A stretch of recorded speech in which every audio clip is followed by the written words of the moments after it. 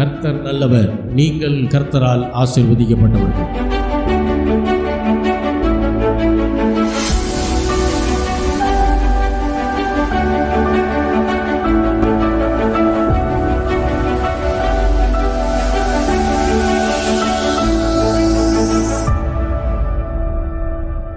கர்த்தருடைய வார்த்தைக்கு நாம் திரும்புவோம்.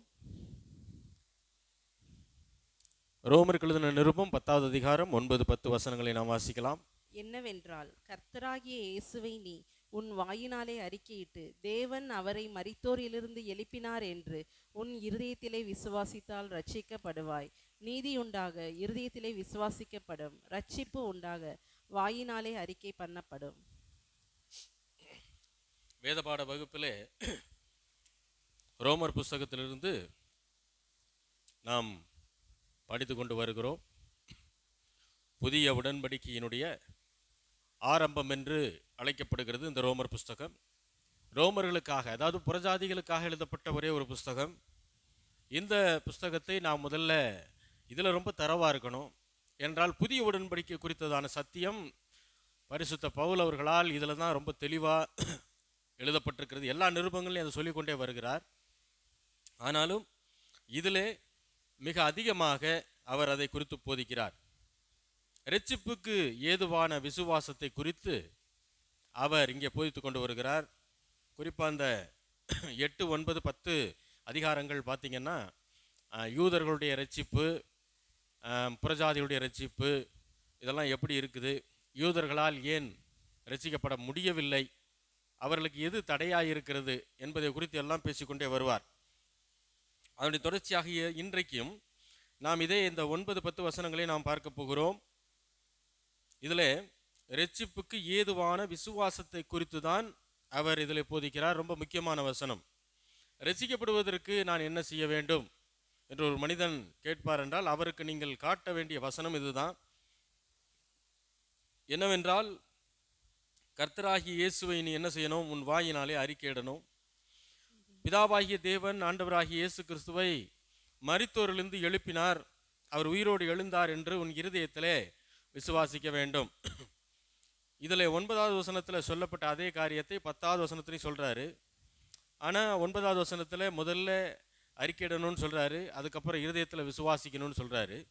ஆனால் 10வது வசனத்தில் பார்த்தீங்கன்னா, முதல்ல இருதயத்தில் விசுவாசிக்கணும், அடுத்து வாயினாலே அறிக்கை பண்ணணும்னு சொல்கிறாரு. ரெண்டுக்கும் பெரிய வித்தியாசம் ஒன்றும் இல்லை.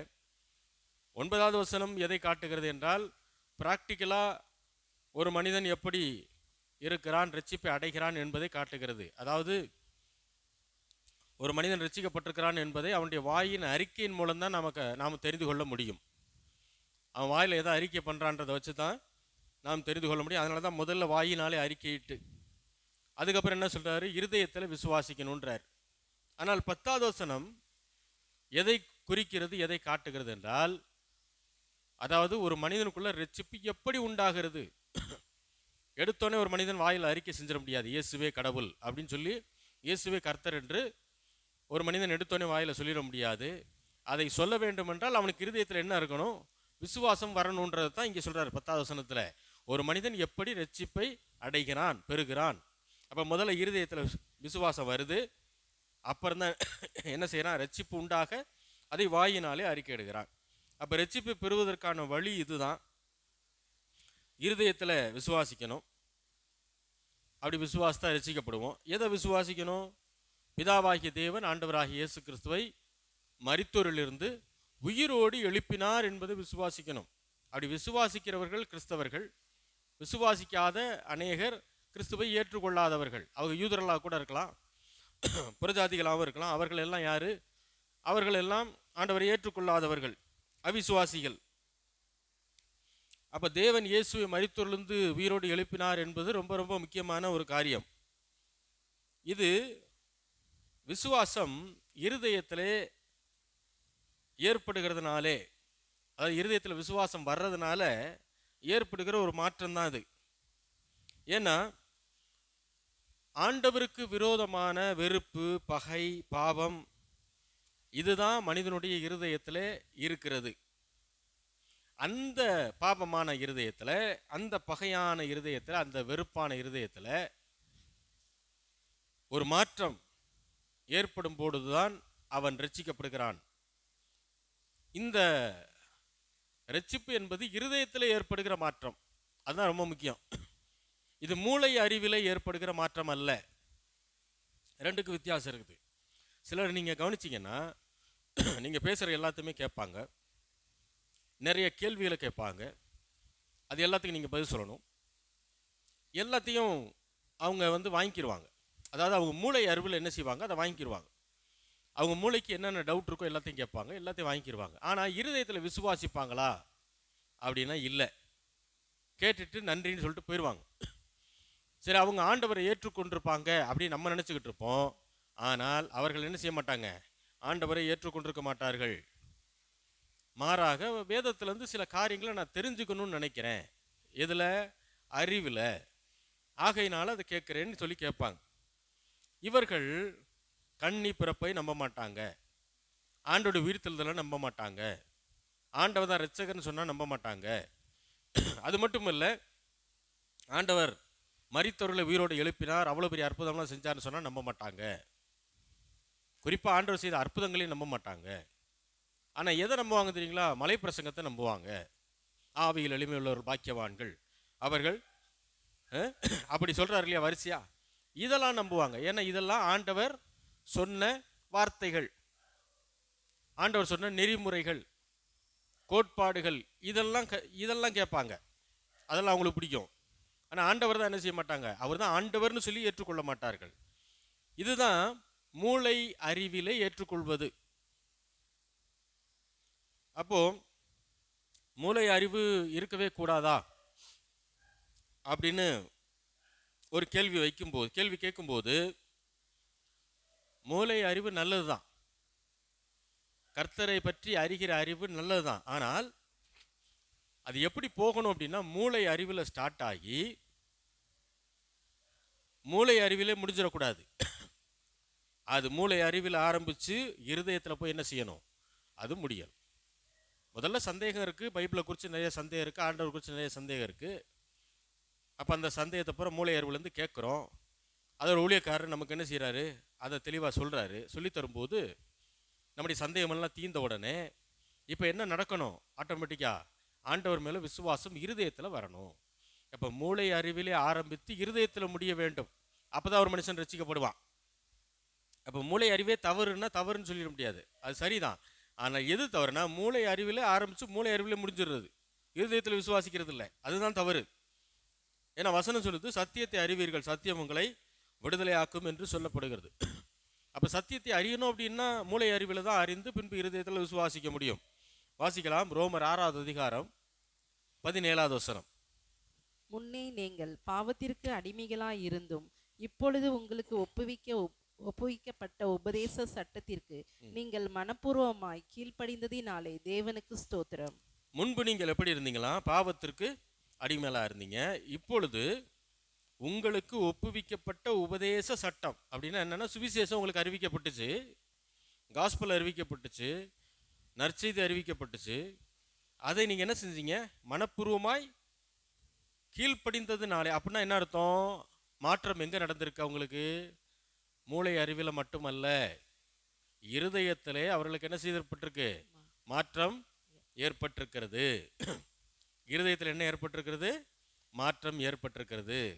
அப்போ மனப்பூர்வமாய் கீழ்ப்படிதல் எப்போ வரும், உபதேசம், அதாவது சுவிசேஷம் பிரசங்கிக்கப்பட்ட உடனே, அதை கேட்ட உடனே, அதை விசுவாசிக்கும் போதுதான், இருதயத்தில் மாற்றம் ஏற்படும் போதுதான் மனப்பூர்வமான கீழ்ப்படிதல் வரும். அப்போஸ்தலர் 17வது அதிகாரம் 1 முதல் 3 வசனங்களை வாசிக்கலாம். அவர்கள் அம்பிபோலி பட்டணத்தையும் அம்போலியானியா பட்டணத்தையும் கடந்து தெசலோனிக்கா பட்டணத்துக்கு வந்தார்கள். அங்கே யூதருக்கு ஒரு ஜெப ஆலயம் இருந்தது.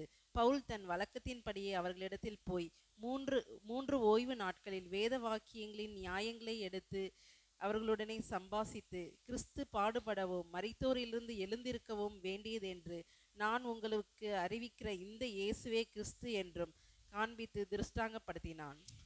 பவுல் அப்போஸ்தலன் அம்பிபோலி பட்டணத்தையும் அப்பலோனியா பட்டணத்தையும் கடந்து தெசலோனிக்க பட்டணத்துக்கு வந்து, அப்போ தெசலோனிக்க பட்டணத்தில் என்ன செய்கிறாரு? 3 ஓய்வு நாட்கள் அப்படின்னா ஏறக்குறைய 21 நாட்கள்னு நம்ம கணக்கில் வச்சுக்கலாம் ஒரு தோராயமாக. 3 ஓய்வு நாட்களில் வேத வாக்கியங்களின் நியாயங்களை எடுத்து அவர்களோட என்ன செய்தாரா? சம்பாசித்து. அப்போ பவுல் அப்போஸ்தலன் ஜெபால இருக்கிறத பார்த்துட்டு நேரம் அங்கே போய் அங்கே இருந்தவங்கள்ட்ட அப்புறம் என்ன செய்கிறாரு? வேத வாக்கியங்களை எடுத்து அவங்களோட என்ன செய்கிறாரு? பேசுகிறார். என்ன பேசினாரு?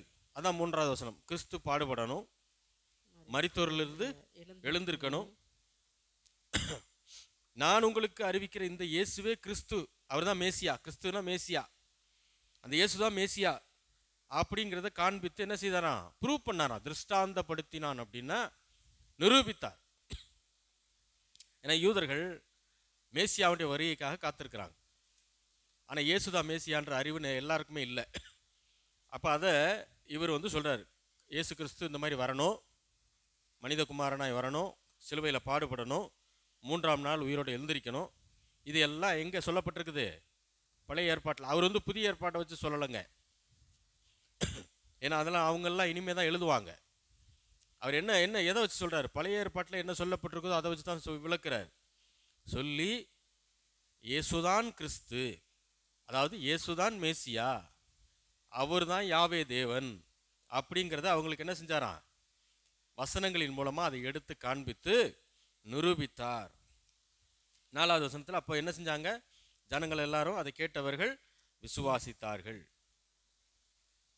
அப்போ சத்தியத்தின் அறிவை போதிக்கிறார். அறிவிலே ஏற்றுக்கொண்டவர்கள் உணர்வடைந்து இருதயத்திலே மாற்றம் ஏற்பட்டு விசுவாசிக்க வேண்டும். அப்போ சுவிசேஷம் வெறும் அறிவோடு நின்று விடக்கூடாது. அப்படி நின்றுச்சுன்னா பயன் இல்லை. மனிதனுடைய இருதயத்தை அது பாதிக்க வேண்டும். அப்படி பாதிக்கும் போது தான் விசுவாசம் இருதயத்தில் உண்டாகும். விசுவாசித்தால் ரட்சிக்கப்படுவார். இப்போ பிள்ளைகள் சபைக்கு பெற்றோர்களோடு வரும்போது தங்களுடைய அறிவிலே தான் அவர்கள் கேட்கிறார்கள். பிரசங்கத்தை எல்லாம் என்ன செய்கிறாங்க? மூளை அறிவில தான் அவங்க கேட்பாங்க. என்ன பிரசங்கம் பண்ணுறாரு நீ கேட்போம் அப்படின்னு சொல்லி அது கேட்பாங்க. திடீர்னு ஒரு நாள் இந்த அறிவிலே கேட்ட பிரசங்கம் இருதயத்தை பாதிக்க ஆரம்பிச்சு. அப்படி பாதிக்கும் போது தான் மனம் திரும்புதல் உண்டாகும். அப்போ தான் ஞானஸ்தானத்துக்கு ஒப்பு கொடுத்து என்ன செய்வான்? வருவான். மனம் திரும்பின பின்பு தான் இருதயத்தில் விசுவாசமே உண்டாகிறது. வாசிக்கலாம். மத்தேயு 21வது அதிகாரம், மத்தேயு 21, 28 முதல் 31 வசனங்கள். ஆயினும் உங்களுக்கு எப்படி தோன்றுகிறது? ஒரு மனுஷனுக்கு 2 குமாரர் இருந்தார்கள். மூத்தவனிடத்தில் அவன் வந்து, மகனே, நீ போய் இன்றைக்கு என் திராட்சை தோட்டத்தில் வேலை செய் என்றான். அதற்கு அவன் மாட்டேன் என்றான். ஆகிலும் பின்பு அவன் மனஸ்தாபப்பட்டு போனான். இளையவனிடத்தில் அவன் வந்து அப்படியே சொன்னான். அதற்கு அவன், போகிறேன் ஐயா என்று சொல்லியும் போகவில்லை. இவ்விருவரில் எவன் தகப்பனுடைய சித்தத்தின்படி செய்தவன் என்று கேட்டார். அதற்கு அவர்கள், மூத்தவன் தான் என்றார்கள். அப்பொழுது இயேசு அவர்களை நோக்கி, ஆயக்காரரும் வேசிகளும் உங்களுக்கு முன்னே தேவனுடைய ராஜ்யத்தில் பிரவேசிக்கிறார்கள் என்று மெய்யாகவே உங்களுக்கு சொல்கிறேன். இங்க ஒரு சம்பவத்தை ஆண்டவர் சொல்றார். ஒரு மனிதனுக்கு 2 குமாரர்கள் இருக்கிறாங்க. மூத்தவன் இளையவன். மூத்தவன்கிட்ட வந்து தகப்பன் சொல்றாரு, திராட்சை தோட்டத்தில் போய் இன்னைக்கு வேலை செய்யுன்னு சொல்றாரு. உடனே அவன் அதுக்கு என்ன சொல்லிட்டான்? முடியாதுன்ட்டான். அப்புறம் சொன்ன வார்த்தையை யோசித்து கொஞ்சம் மனதிலே குத்தப்பட்டவனாய் மனஸ்தாபப்பட்டு வேலை செய்ய போயிட்டான். இளையவனிடத்தில் வந்து அவர் சொல்கிறாரு, அவன் சொன்ன உடனே என்ன சொல்கிறான்? ஓகே நான் போகிறேன்னு சொல்கிறான். ஆனால் போகலை. இப்போ கேட்குறாரு, 2 பேரில் தகப்பனுடைய விருப்பத்தின்படி செய்தவன் யார்? எல்லாரும் என்ன சொல்கிறாங்க? மூத்தவன். அப்போ இயேசு சொல்கிறார் அவர்களை நோக்கி, ஆயக்காரரும் வேசிகளும் உங்களுக்கு முன்னே தேவனுடைய ராஜ்யத்தில் பிரவேசிக்கிறார்கள் என்று மெய்யாகவே உங்களுக்கு சொல்லுகிறேன் என்றார். அந்த மூத்த குமாரன் போக மாட்டேன்னு சொன்னவன் எப்படி திரும்ப திராட்சை தோட்டத்திற்கு வேலைக்கு போனான்? வேதம் சொல்லுகிறது மனஸ்தாபப்பட்டார். மனஸ்தாபப்படுதல் என்பது எங்க நடக்கிறது? மூளையில நடக்குமா? இருதயத்தில் நடக்குமா? இருதயத்தில். அப்ப இருதயத்தில் மாற்றம் ஏற்பட்டதுனால தான் அவனுக்குள்ள என்ன வந்துச்சுங்க?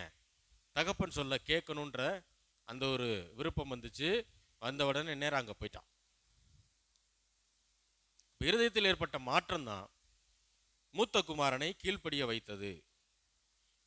முதல்ல தகப்பன் சொன்னதுக்கு கீழ்ப்படியாம ஏத்து நின்றவன் இப்பொழுது தகப்பனுடைய வார்த்தையை விசுவாசிச்சதுனால, நம்பினதுனால கீழ்ப்படிய ஆரம்பிக்கிறான்.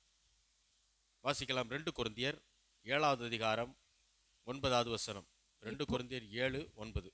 இப்பொழுது சந்தோஷப்படுகிறேன், நீங்கள் துக்கப்பட்டதற்காக அல்ல, மனம் திரும்புகிறதுக்கு ஏதுவாக துக்கப்பட்டதற்காகவே சந்தோஷப்படுகிறேன். நீங்கள் ஒன்றிலும் எங்களால் நஷ்டப்படாதபடிக்கு தேவனுக்கேற்ற துக்கம் அடைந்தீர்களே. இப்பொழுது சந்தோஷப்படுகிறேன். ஏன்? நீங்கள் துக்கப்பட்டதற்காக அல்ல, மனம் திரும்புகிறதற்கு ஏதுவாக துக்கப்பட்டதற்காக சந்தோஷப்படுகிறேன். நீங்கள் ஒன்றிலும் எங்களால் நஷ்டப்படாதபடிக்கு தேவனுக்கேற்ற துக்கம்.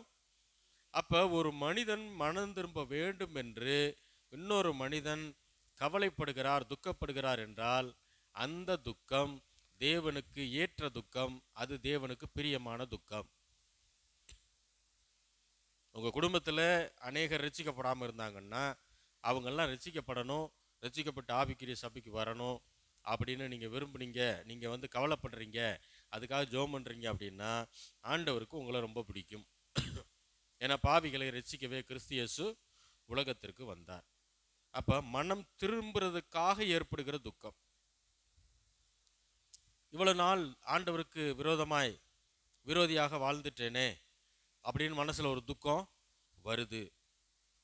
வெறும் வாயினாலே வெறும் அறிக்கை செய்கிறது அல்ல, உதற்றளவில் சொல்றதல்ல, உள்ளத்திலே ஒரு விதமான பாரம் உண்டாகி அதுக்கப்புறம் தான் என்ன செய்யறான்? பாவ அறிக்கையை பண்றான்.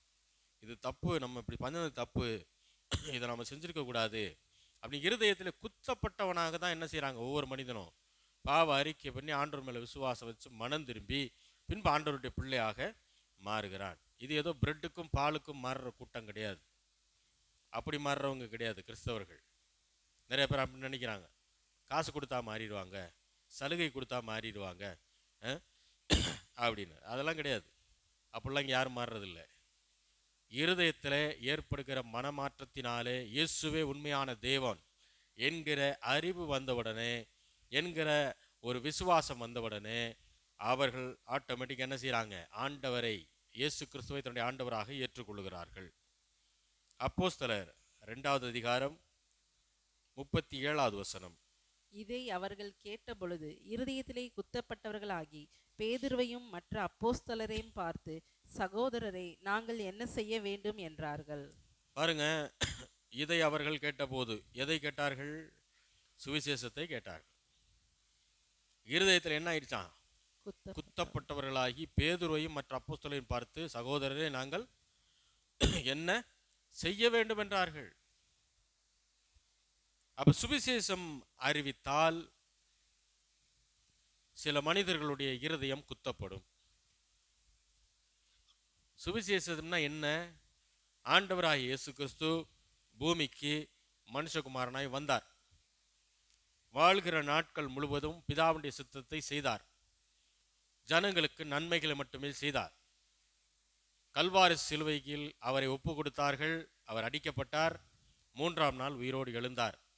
அவர் இந்த பாடுகளை ஏற்றது நமக்காக. இதுக்கு பேர் தான் சுவிசேஷம். இதை அறிவிக்கும் போது இருதயம் என்ன செய்யப்படுதான்? குத்தப்படும். இருதயம் குத்தப்பட்டுருச்சுன்னா அதுக்கப்புறம் ஒருவித பயம் வர ஆரம்பிக்கும். ஒருவித பயம் வரும். அப்ப துக்கம், இருதயம் குத்தப்படுது, ஒரு துக்கம் வருது, அதுக்கப்புறம் மனம் திரும்புதல், நம்ம இருக்கிறது சரியில்லை, நம்ம நிலைமை சரியில்லைன்னு ஒரு பதற்றமும் பயமும் வந்துடும். அப்போஸ்தலர் 2:23 வாசிக்கலாம்.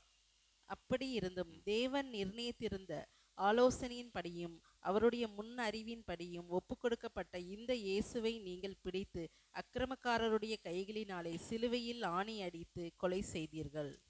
தேவனுடைய ஆலோசனையின்படியும் அவர் ஏற்கனவே முன் குறித்ததின்படியும் ஒப்பு கொடுக்கப்பட்ட இயேசுவை நீங்கள் என்ன செஞ்சீங்க? அதாவது எப்படி சொல்றாரு பாருங்களேன். இது என்னமோ நீங்களா பிடிச்சி அவர் அரெஸ்ட் பண்ணி அப்படியே சிலுவையில் அடிக்க கொடுத்துட்டீங்க அப்படின்னு பெருமையாக நினைக்காதீங்க. உங்களாலெல்லாம் அது முடியாது. அவர் சொல்கிற வார்த்தை தான் இது. பிதாவாகிய தேவன் ஏற்கனவே என்ன பண்ணியிருந்தார்? பிளான் பண்ணியிருந்தார்.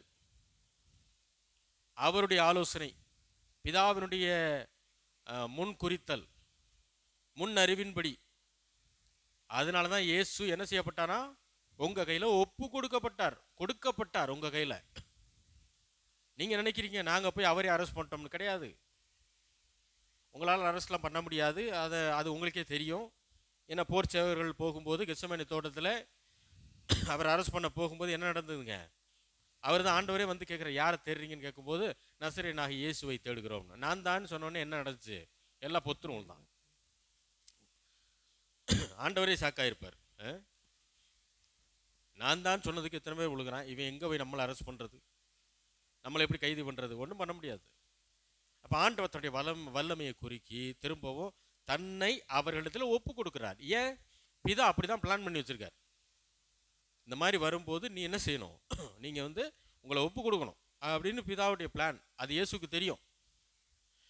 அதனால தான் தம்மை தாமே பலியாக ஒப்பு கொடுத்தார். அதுதான் சொல்கிறாரு, பிதா வந்து அவருடைய பிளான் படி உங்கள் கையில் ஒப்பு கொடுக்கப்பட்ட இயேசுவை நீங்கள் என்ன பண்ணீங்க? அவரை பிடிச்சிங்க. அக்கிரமக்காருடைய கையினாலே, அதாவது ரோமர்களுடைய கையினாலே சிலுவையில் என்ன செஞ்சீங்க? ஆணி அடித்து அறைந்தீர்கள்னு சொல்லலை, கொலை செஞ்சீங்கன்றார். இதை சொல்ல வந்தால் அவங்களுக்கு இருதயம் குத்தப்பட்டுருச்சு. ஐயோ அப்படின்னு, மேசியாவை அடிச்சிட்டோம் அப்படின்னு சொல்லி இருதயம் குத்தப்பட்டதுக்கு அப்புறம் தான் அவங்களுக்குள்ள பயம் வருது. அப்போ இரட்சிப்பு மூளை அறிவில் ஆரம்பிக்கிறது, ஆனால் இருதயத்தில் ஏற்படுகிற மாற்றத்தில் தான் அது முடிவடைகிறது. அதுதான் உண்மையான இரட்சிப்பு. அப்போ பாவத்தை குறித்த பயம் வருது, பாவத்தை குறித்த குற்ற உணர்வு வருது. இது ஏற்படாமல் மனம் திரும்புதல் உண்டாகாது. அப்போ பாவத்தை குறித்த பயமும் குற்ற உணர்வும் வந்த உடனே வந்துருச்சு அப்படின்னாலே மனம் திரும்ப போறான்னு அர்த்தம். இயேசு கிறிஸ்துவின் மேல் விசுவாசம் வைத்த பின்பு முதல்ல நமக்கு கிடைக்கிறது என்ன அப்படின்னா, இனம் புரியாத சமாதானம், சொல்ல முடியாத சந்தோஷம். இதுதான் முதல்ல நடக்கும். ரட்சிக்கப்பட்ட ஒரு மனிதன், புதுசாக ரட்சிக்கப்பட்டவர் பார்த்தீங்கன்னா, ஏதோ அவர் பேங்க் அக்கௌண்ட்டில் 3 கோடி ரூபா விழுந்த மாதிரி எப்போ பார்த்தாலும் சிரிச்ச முகத்தோடு இருப்பார். சந்தோஷமாக அப்படி போவார், இப்படி போவார், என்னத்தையா பண்ணிக்கிட்டே இருப்பார். அதுக்கு காரணம் என்னென்னா, இதுவரை பாவத்திற்கு அடிமையாக இருந்தபோது இருதயத்தில் பெரிய சமாதானம் இல்லை. இப்போ ஆண்டவரை ஏற்றுக்கொண்ட உடனே முதல்ல அவருக்கு கிடைக்கிறது இருதயத்திலே சமாதானமும் சந்தோஷமும். அதுதான் ஆண்டவர் சொல்றாரு, அந்த சமாதானத்தை நீங்களே கெடுத்துக்கக்கூடாது. சூழ்நிலைகளை நினச்சி பயந்து, குடும்பத்தை நினச்சி பயந்து, எதிர்காலத்தை நினச்சி கலங்கி போய் உங்களுக்கு கொடுக்கப்பட்ட சமாதானத்தை என்ன செஞ்சிடாதீங்க, இழந்து போயிடாதீங்க. அதனால தான் பயப்படாதேன்னு சொல்லிகிட்டே இருப்பார். சந்தோஷமாக இருங்கள் என்று மறுபடியும் சொல்லுகிறேன், கிறிஸ்துவுக்குள்ளே சந்தோஷமாக இருங்க அப்படிங்கிறார். அப்போ ஆண்டவருக்கு நாம் எப்படி இருக்கிறது தான் பிடிக்குது? கவலையாக இருக்கிறது பிடிக்குதா, அல்லது நம்ம சந்தோஷமாக இருக்கிறது பிடிக்குதா? ஆண்டவருக்கு நாம் சந்தோஷமாக இருக்கிறது தான் பிடிக்கும். உங்களுக்கு இதில் ஏதாவது சந்தேகம் வந்துச்சுன்னா நீங்கள் என்ன யோசிச்சு பார்க்கணுன்னா, உங்கள் பிள்ளைகள் கவலையோடு பாரத்தோடு இருக்கிறது உங்களுக்கு பிடிக்குமா, அல்லது எந்நேரம் சந்தோஷமாக சிரித்து பேசிக்கிட்டு இருக்கிறது உங்களுக்கு பிடிக்குமா? சந்தோஷமாக இருக்கிறது தான் பிடிக்கும். அப்போ நம்மை விட கோடி மடங்கு நல்லவர் அவர். தன்னுடைய பிள்ளைகளை எப்பொழுதுமே அவங்க சந்தோஷமாக இருக்கணும்னு தான் விரும்புகிறார். இதை தான் நம்ம சொல்கிறோம் ஆசீர்வாதம்னு. நீங்களும் நானும் எப்பயும் நல்லா இருக்கணுன்றது தான் ஆண்டோடைய நோக்கம். கிறிஸ்துவுக்குள்ளே சந்தோஷமாக இருக்கணும், ஆண்டவருக்கு முதலிடத்தை கொடுத்து நம்ம சந்தோஷமாக இருக்கணும். அதனால தான் அடிக்கடி சொல்லுவேன், எல்லா துதி கனம் மகிமை ஆண்டவருக்கு. அவர் கொடுக்குற அத்தனை ஆசீர்வாதங்களும் நமக்கு. இதில் ரொம்ப தெளிவாக இருக்கணும். ஆசீர்வாதம் கொடுத்ததுனால ஆசீர்வாதத்தின் பின்னாடி போற ஆட்கள் நம்ம இல்லை. ஆசீர்வாதத்தை கொடுத்த தேவன் பின்னாடி போற ஆட்கள். அல்லேலூயா. யார் ஆசீர்வாதத்தின் பின்னாடி போவாங்கன்னா, யார் கொடுத்தாங்கன்னு தெரியாதவங்க, புரியாதவங்க. அவங்க தான் என்ன செய்வாங்க? அதான் சொல்லுவாங்க இல்லையா, ஒருத்தருக்கு மீனை கொடுக்கறத காட்டிலும் மீன் பிடிக்க கற்றுக் கொடுத்துட்டா அவர் என்ன செய்வார்? அவர் தேவைக்கு அவர் பிடிச்சிக்கிடுவார். அதை போல ஆசீர்வாதத்தை கொடுக்கறத காட்டிலும் ஆசீர்வாதத்தை கொடுக்கிற தேவனை அறிமுகப்படுத்திட்டா அவருக்கு எப்பப்போ வேணுமோ அப்பப்போ வாங்கிக்கிடுவார். ஆகினால்தான் ஆண்டவராகிய இயேசு கிறிஸ்துவின் மேல் விசுவாசம் வச்ச உடனே ஒரு மனிதன் அவனுடைய இருதயம் சமாதானம் சந்தோஷத்தினால் நிரப்பப்படுகிறது. வாசிக்கலாம். ரோமர் 5வது அதிகாரம் 1வது வசனம். இவ்விதமாக நாம் விசுவாசத்தினாலே நீதிமான்கள் ஆக்கப்பட்டிருக்கபடியால் நம்முடைய கர்த்தராகிய இயேசு கிறிஸ்து மூலமாய் தேவனிடத்தில் சமாதானம் பெற்றிருக்கிறோம். அதாவது நாம் எப்படி நீதிமான்கள் ஆக்கப்பட்டோமா? ஆபிரகாம் தேவனை விசுவாசித்தான், அது அவனுக்கு நீதியாக எண்ணப்பட்டது. அப்ப தேவன் ஆபிரகாமை நீதிமானாக எண்ணினார். எதன் அடிப்படையில்? ஆபிரகாமுடைய விசுவாசத்தை வைத்து. ஆபிரகாம் ஒருவேளை விசுவாசிக்கல அப்படின்னா ஆபிரகாமை தேவன் நீதிமானாக எண்ண மாட்டார். அப்ப ஆண்டவர் ஒரு மனிதனை நீதிமானாக எண்ணுகிறார் என்றால் அந்த மனிதன் ஆண்டவரை விசுவாசித்திருக்க வேண்டும். இப்ப ஆபிரகாம் வாழ்ந்தது பழைய உடன்படிக்கை, அதனால நீதிமானாக எண்ணினார், கருதினார். ஆனா இப்ப நம்ம வாழ்றது புதிய உடன்படிக்கை. நாம் விசுவாசத்தினாலே நீதிமான்கள் ஆக்கப்பட்டிருக்கிறபடியால் என்னல நீதிமானாவே ஆக்கிட்டார். இங்க டவுட்டே கிடையாது. ஏன்? அவருடைய ரத்தத்தினாலே கழுவப்பட்டு நாம் மீட்கப்பட்டிருக்கிறோம், சுத்திகரிக்கப்பட்டிருக்கிறோம். பாவியாயிருந்த நம்மை நீதிமான்களாய் அவர் மாற்றிவிட்டார். அவருடைய ரத்தம் மாற்றிவிட்டது. இப்போ நம்முடைய கர்த்தராகி இயேசு கிறிஸ்துவின் மூலமாய் தேவனிடத்தில் சமாதானம் பெற்றிருக்கிறோம். அப்படின்னா என்ன அர்த்தம்? ரட்சிக்கப்படுவதற்கு முன்பாக பாவியாக இருக்கும்போது பிதாவுக்கு நாம் எதிரிகளாய் இருந்தோம். அதாவது நம்முடைய இதயத்தில் பாவம் இருந்துச்சு. அவர் பரிசுத்தர், நாம் மகா பாவி. அதனால அவருக்கு நமக்கு 7ஆம் பொருத்தம் தான். அவருக்கு நமக்கு சமாதானமே கிடையாது. ஆனால் ஆண்டவராகிய இயேசு கிறிஸ்துவை நாம் விசுவாசித்ததுனால, அவரை ஏற்றுக்கொண்டதுனால நம்மை அவர் நீதிமான்களாய் மாற்றிட்டாரு. நீதிமான்களாய் மாற்றினதுனால பிதாவுக்கும் நமக்கும் இப்போ என்ன இல்லை, 7ஆம் பொருத்தம் இல்லை. பிதாவுக்கு நமக்கு இப்போ சமாதானமான வழிகள் தான் இருக்குது. யாருனால? ஆண்டவராகிய இயேசு கிறிஸ்துவின் மூலமாய். அதனால தான் இயேசு கிறிஸ்து ரொம்ப முக்கியம். அவரை ஒதுக்கி வச்சுட்டு நீங்கள் பிதா கிட்டலாம் யாரும் போயிடவே முடியாது. அவர் மூலமாய், ஆண்டவராகிய இயேசு கிறிஸ்துவின் மூலமாய் தான் என்ன செய்யணும்? பிதாவினிடத்தில் நாம் சமாதானத்தை பெற்றுக்கிறோம். அப்போ சமாதானம் உள்ள வந்த உடனே ஒரு மனிதன் என்ன செய்யறான்? உள்ளம் நன்றியால் பொங்கி தேவனை துதிக்க ஆரம்பிக்கிறான். ராகமே வராது, ஆனால் பாட்டு பாடிக்கிட்டே இருப்பான். கிறிஸ்தவ பாடல்களை, ஆண்டவருக்கு பிரியமான பாடல்கள் என்ன செய்வான்? பாடுவான். அதனால தான் நான் ஒன்றை நம்புகிறேன், ரட்சிக்கப்பட்ட மனிதனால் மட்டும்தான் ஆண்டவரை இருதயத்திலிருந்து துதிக்க முடியும். ரட்சிக்கப்படாத நபர்கள் ராகமாக பாடலாம், உதட்டளவில் பாடலாம். ஆனால் உள்ளத்திலிருந்து ஆண்டவரை துதிப்பது என்பது ரட்சிக்கப்பட்ட அவருடைய பிள்ளைகளுக்கு மட்டுமே கொடுக்கப்பட்ட ஸ்லாக்கியம். அப்ப ரட்சிக்கப்படாதவன் தேவனை துதிக்கவே முடியாது. அப்ப ஆராதனையில் நாம் எல்லாரும் கலந்து கொள்றோம் அப்படின்னா நாம் ரட்சிக்கப்பட்டவர்கள். ஆகையினாலதான் சந்தோஷமா என்ன செய்யணும்? ஆண்டவரை துதிக்கணும். சில பாட்டு நமக்கு தெரியலாம், சில பாட்டு தெரியாமல் இருக்கலாம். அது ஒரு பெரிய பிரச்சனை இல்லை. ஏன்னா ஒரு காலத்தில் தெரியாமல் இருந்த பாட்டு தான் இன்னைக்கு நமக்கு தெரிஞ்ச பாட்டு. அப்போ அதை கேட்க அதை பாட என்ன செஞ்சிடும்? அது நமக்கு தெரிஞ்ச பாட்டாக மாறிடும். இப்போ தெரியாத பாட்டை நம்ம கற்றுக்கிறதுல ஒன்றும் தவறு இல்லை. இப்போ நம்மை அடிமையாக வைத்திருந்த பிசாசை ஆண்டவராகிய இயேசு கிறிஸ்து கல்வாரி சிலுவையிலே ஜெயித்தார். அடிமைகளாக இருந்த நம்மையும் தேவன் விடுதலையாக்கி பிள்ளைகளாக மாற்றினார். ஒரு வசனத்தை வாசிக்கலாம். கலாத்தியர் 6வது அதிகாரம் 14வது வசனம்.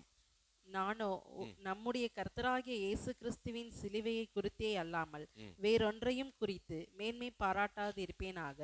அவரால் உலகம் எனக்கு சிலுவையில் அறையுண்டிருக்கிறது, நானும் உலகத்திற்கு சிலுவையில் அறையுண்டிருக்கிறேன். ஒவ்வொரு ரட்சிக்கப்பட்ட மனிதனுக்கும் ஒரு மேன்மை உண்டு.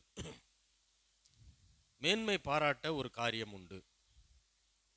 அது என்ன அப்படின்னா, ஆண்டவராகிய இயேசு கிறிஸ்து கல்வாரி சிலுவையிலே செய்த காரியம். அதுதான். ஒரு ரசிக்கப்பட்ட மனிதன் தன்னுடைய படிப்பை குறித்து மேன்மை பாராட்டக்கூடாது. அது அவனுக்கு மேன்மை அல்ல. படிச்சிருக்கலாம், படிக்கிறது தப்பு இல்லை. படிப்பை ஒரு தகுதியாக வச்சுக்கிட்டு அதை மேன்மையாக பேசுறது இல்லை. அது மட்டும் இல்லை, வேலை பார்க்குற இடம், அங்கே பெரிய பதவியில் இருக்கலாம், ஆனால் அது நம்முடைய மேன்மை அல்ல. கலெக்டராகவே இருந்தாலும், ஒரு ரசிக்கப்பட்ட மனிதன் கலெக்டராகவே ஆனாலும் உலகம் அவரை மதிக்கும், அவருக்கு அதிகாரம் உண்டு, உலக பிரகாரமாக அவர் அதெல்லாம் செய்வார். ஆனால் அவர் ஒரு உண்மையான ஆவிக்குரிய மனிதனாக இருந்தால் அவர் தன்னுடைய கலெக்டர் பதவியை மேன்மையாக நினைக்க மாட்டார். அவர் தேவனுடைய பிள்ளை, தேவன் எனக்காக கல்வாரி சிலுவிலே பட்ட பாடுகள், இதை தான் அவர் என்ன செய்வார், மேன்மையாக நினைப்பார். அதே போல் நல்ல வருமானம் இருக்கலாம், வருமானத்தை மேன்மையாக நினைக்கக்கூடாது. அது தேவன் கொடுத்த ஆசீர்வாதம், அதை நல்லபடியாக செலவு பண்ணுங்க, அதை பற்றி பிரச்சனை இல்லை, சேர்த்து வைங்க, செலவு பண்ணுங்க. ஆனால் அது நம்முடைய மேன்மை அல்ல. என்ன சட்டை போட்டிருக்கோன்றதை மேன்மைப்படுத்தக்கூடாது. முழங்காலில் காப்பு காய்ச்சிருக்கா இல்லை தழும்பு இருக்கா, அதை நல்லா முழங்கால் போட்டு ஜோம் பண்ணலாம், அதெல்லாம் தப்பு கிடையாது. ஆனால் தழும்பையோ காப்பு காய்ச்சிருக்கதோ என்ன செய்யக்கூடாது, அதை மேன்மையாக பேசக்கூடாது. இன்னும் சிலர் என்ன பண்ணுறாங்கன்னா, தங்களுடைய கண்ணீரை மேன்மையாக நினைக்கிறார். அதுவும் தவறு. வலினால கண்ணீர் வரலாம், துக்கத்தினால கண்ணீர் வரலாம். கண்ணீர் வர்றது என்றைக்குமே தவறுன்னு நான் சொல்ல மாட்டேன். ஆனால் அந்த கண்ணீரை மேன்மையாக என்ன செய்யக்கூடாது, பேசக்கூடாது. ஊழியத்து நிமித்தம் எவ்வளவு அடி வாங்கினாலும் அதை என்ன செய்யக்கூடாது, மேன்மையாக பேசக்கூடாது. சாட்சியாக சொல்கிறது வேற, தெரியாத ஜனங்களுக்கு சாட்சியாக சொல்கிறது வேற. ஆனால் அதையே போராடம் பூரா பேசிக்கிட்டு இல்லை. பவுல் அப்போஸ்தலன் அப்படி பேசலை. அவர் ஒரு இடத்துல மட்டும்தான் சொல்கிறார், நான் இவ்வளோலாம் கஷ்டப்பட்டேன் ஊழியத்து நிமித்தம். போகிற எல்லா சபைக்கும் அவர் நிருபத்தில் எழுதிக்கிட்டே இல்லை. ஆனால் இன்னைக்கு சிலர் என்ன செய்கிறாங்க, தாங்கள் ஆண்டவருக்காக செய்த அந்த பட்ட அடிகளை, பெற்ற வழிகளை சொல்லிக்கிட்டே இருக்காங்க. இதனால பரலோகத்தில் பலன் உண்டாகாது. அடுத்து எவ்வளவு காணிக்கை தசமமாக நம்ம கொடுத்தோம் அப்படிங்கிறதுல நாம் மேன்மை பாராட்டக்கூடாது. போட்டிருக்கிற ட்ரெஸ்ஸை குறித்து மேன்மை பாராட்டக்கூடாது. ஜபம், அதாவது முழங்காலில் நான் எவ்வளோ நேரம் நின்னேன் அப்படிங்கிறத குறித்து மேன்மை பாராட்டக்கூடாது. எவ்வளவு கண்ணீர் விட்டு ஜெபம் பண்ணோன்றத மேன்மை பாராட்டக்கூடாது. ஊழிய திரும்பத்தை எங்கே எவ்வளவு அடி வாங்கணுன்றதை மேன்மையாக நினச்சிட்டு இருக்கக்கூடாது. எவ்வளவு காணிக்க தசமபாகம் கொடுக்குறோம், நான் தான் சர்ச்சில் அதிகமாக கொடுக்குறேன் அப்படிங்கிற எண்ணமோ அந்த மேன்மையும் என்ன செய்யக்கூடாது, வரக்கூடாது. எத்தனை நாள் உபவாசம் போட்டோம் அப்படிங்கிறத மேன்மையாக என்ன செய்யக்கூடாது. ஆண்டவர் ஏன் சொல்கிறோம் அப்படின்னா, பவுல் அப்போஸ்தலன் அதான் சொல்கிறார், கர்த்தராகிய இயேசு கிறிஸ்துவின் சிலுவையை குறித்தே அல்லாமல் வேறு ஒன்றையும் குறித்து நான் என்ன செய்ய மாட்டேன், மேன்மை பாராட்டாதிருப்பேனாக. ஆனால் அவர் சொல்கிறார், எனக்கு மேன்மை பாராட்டுறதுக்கு நிறைய விஷயம் இருக்குப்பா.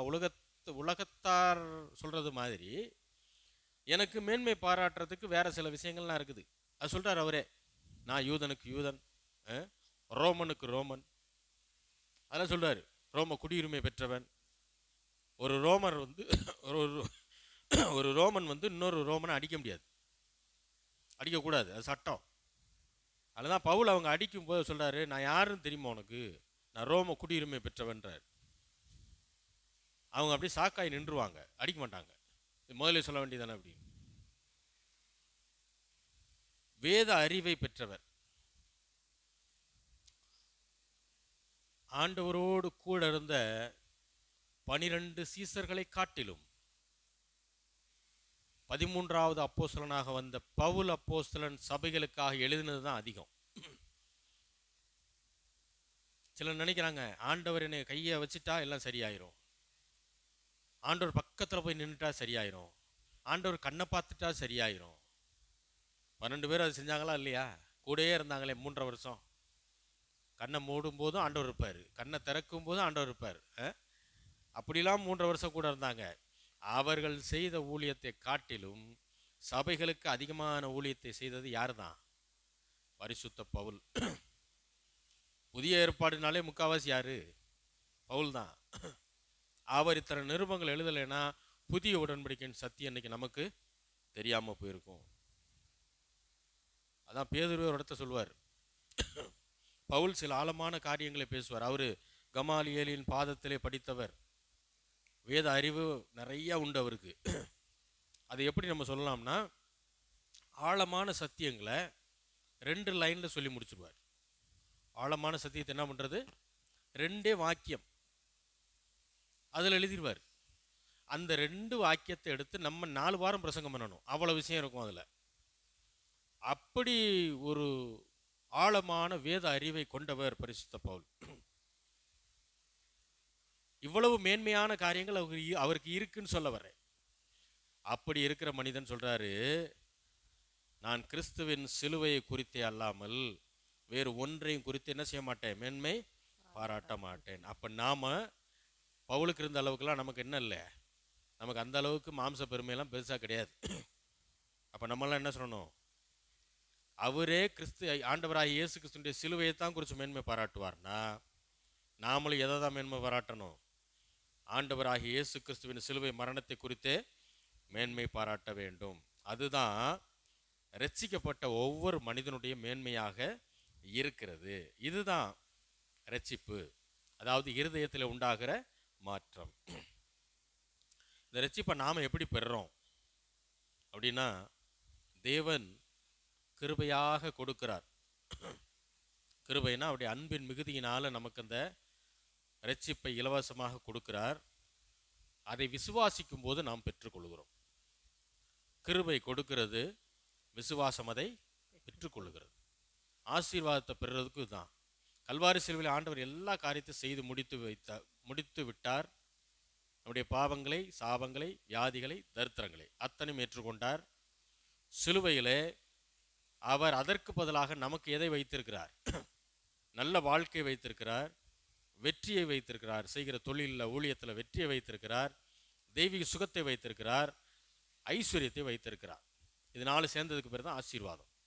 இதை ஆண்டவர் வைத்திருக்கிறார். இதை நாம் சுதந்திரிக்கணும்னா அவர் கொடுக்கறதுனாலேயே நம்ம பெற முடியாது. இப்போ நான் ஒரு கிளிப் எடுத்து இப்படி தம்பிகிட்ட நீட்டுறேன் அப்படின்னா, தம்பி வந்து என்ன செய்யணும்? தம்பி அங்கே உட்காந்துருக்கான், நான் நீட்டுறேன், நான் கொடுக்குறேன். இப்போ அது அவர்கிட்ட போயிருமா? போகாது. எப்போ போகும்? அவர் வந்து கையை நீட்டி பாஸ்டர் எனக்கு தான் தர்றாருன்னு சொல்லி ரிசீவ் பண்ணும்போது தான் என்ன செய்யாது வரும். அதை போல தான் ஆண்டவராகிய இயேசு கிறிஸ்து கல்வாரி சிலுவையில் எல்லா ஆசீர்வாதத்தையும் அவர் சம்பாதித்து வைத்திருக்கிறார் என்றால், அதை நாம் பெற்றுக்கொள்வது எப்படி பெற முடியும்? விசுவாசத்தின் மூலமாக. அவரை விசுவாசிப்பதன் மூலமாகத்தான் தெய்வீக சுகத்தை பெற முடியும். அவரை விசுவாசிப்பதன் மூலமாகத்தான் வெற்றியை பெற முடியும். அவரை விசுவாசிப்பதன் மூலமாக தான் நல்ல வாழ்க்கையை நாம் பெற முடியும். அவரை விசுவாசிப்பதன் மூலமாகத்தான் தரித்திரம் நீங்கி ஐஸ்வர்யத்தில் நாம் வாழ முடியும். அல்லேலூயா. அதுதான் வசனம் சொல்லுது, அவருடைய கிருபையினாலே அவர் கொடுக்கிறதை நாம் விசுவாசத்தின் மூலம் பெற்றுக்கொள்கிறோம். அல்லேலூயா. மீண்டும் அடுத்த வாரம் தொடர்வோம். நாம் எல்லாரும் ஜெபிக்கலாம். எங்களை நேசிக்கிற நல்ல தகப்பனே, ஆண்டவராகிய இயேசு கிறிஸ்துவின் நாமத்தில் மட்டும் வருகிறோம். பிதாவே, தேவரீர் எங்களுக்கு பாராட்டின கிருபைகளுக்காக, நீர் போதித்த வார்த்தைகளுக்காக நன்றி ஆண்டவரே. இருதயத்தில் ஏற்படுகிற மாற்றத்தின் மூலம் தேவன் தாமே நீர் கிருபையாக கொடுக்கிற ரட்சிப்பை விசுவாசத்தின் மூலம் நாங்கள் பெற்றுக்கொள்ளும்படி தேவனாய கர்த்தர் எங்களுக்கு நீர் கிருபை செய்திருக்கிறீர். அதற்கு அவருக்கு நன்றி ஆண்டவரே. அநேக ரட்சிக்கப்படாத ஜனங்கள் சுவிசேஷம் அறிவிக்கப்படும் போது ஆண்டவரை உமக்குள்ளாக வர கர்த்தாவே நீரை அனுகிரகம் செய்வீராக.